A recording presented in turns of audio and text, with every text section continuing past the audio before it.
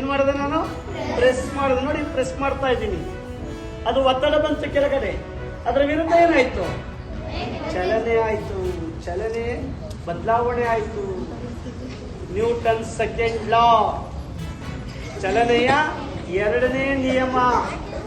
ಆದ್ರೆ ಭೂಮಿ ಒಳಗಡೆ ಇರೋ ತೆಂಗಿನಕಾಯಿ ಗೊತ್ತಾಗತ್ತ? ಅಲ್ಲ, ತೆಂಗಿನಕಾಯಿಗೆ ಭೂಮಿ ಒಳಗಡೆ ಇರೋದು ನೀರು ಗೊತ್ತಾಗತ್ತಾ? ಅದು ನಂಬ್ಕೊಂಬಂತೀವಿ. ನೋಡಿ, ಈ ತೆಂಗಿನಕಾಯಿ ಇದೆ.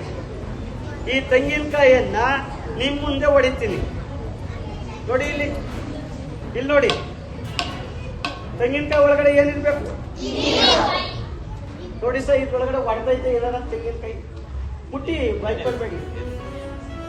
ತೆಂಗಿನಕಾಯಿ ಒಳಗಡೆ ಏನಿರ್ಬೇಕು? ಏನಿರ್ಬೇಕು?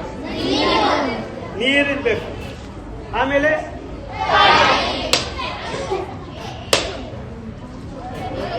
ನೀರಂತೂ ಬಂತು.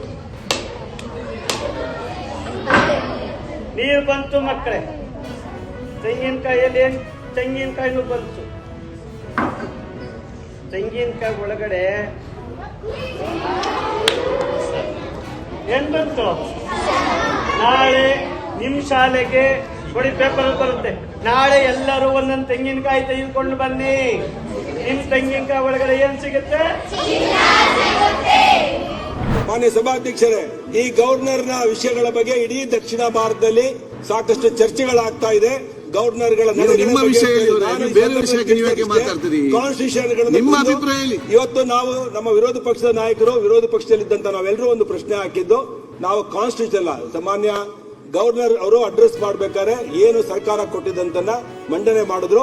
ಮತ್ತೆ ಮಂಡನೆ ಮಾಡಿ ಇದನ್ನ ಒಪ್ಪಿದ್ದೀನಿ ಅಂತ ಹೇಳಿ ಹೊರಟಂತ ನಡೆದಂತ ಸಂದರ್ಭದಲ್ಲಿ ನಡೆದಂತ ಅಹಿತಕರ ಘಟನೆಗಳ ಬಗ್ಗೆ ನಾವು ಕ್ರಮ ತಗೊಳ್ಳಿ ಅಂತ ಹೇಳಿದ್ರು. 90 ಸರ್ಕಾರಗಳನ್ನ ಈ ದೇಶದಲ್ಲಿ ವಜಾ ಮಾಡಿರುವಂತವ್ರು ಯಾರು? ಕಾಂಗ್ರೆಸ್ನವರು. ಅವ್ರು ಯಾವ ನೈತಿಕತೆ ಇಲ್ಲ ಕಾಂಗ್ರೆಸ್ನವರು. ಕಾನ್ಸ್ಟಿಟ್ಯೂಷನ್ ಬಗ್ಗೆ ಮಾತಾಡಕ್ಕೆ ಯಾವುದೇ ನಿನ್ನೆ ನಡೆದಂತ ಘಟನೆ ಬಗ್ಗೆ ಸೂಕ್ತವಾದ ಕ್ರಮ ತಗೋಬೇಕು. ಅವರನ್ನ ಸಸ್ಪೆಂಡ್ ಮಾಡಬೇಕು, ಇನ್ಕ್ಲೂಡಿಂಗ್ ಲಾ ಮಿನಿಸ್ಟರ್ ಸೇರಿ ಅಂತ ಹೇಳಿ ನಾನು ಆಗ್ರಹ